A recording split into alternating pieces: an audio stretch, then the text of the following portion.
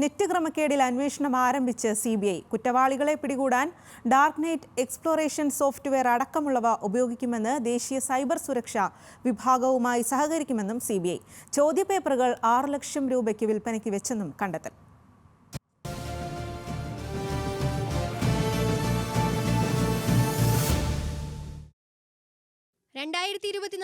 June 18 NTA UGC net പരീക്ഷ. പിറ്റേന്ന് തന്നെ പരീക്ഷയിൽ ക്രമക്കേട് നടന്നിട്ടുണ്ടെന്ന് national cyber crime threat analytics unit UGC അറിയിച്ചു. നീറ്റ് പരീക്ഷയിൽ വിവാദം നടക്കുന്നതിനാൽ അതിവേഗ നടപടിയിലേക്ക് UGC നീങ്ങി. പരീക്ഷ റദ്ദാക്കി. തുടർന്ന് ക്രമക്കേടുകൾ അന്വേഷിക്കാൻ CBIയോട് ആവശ്യപ്പെട്ടു.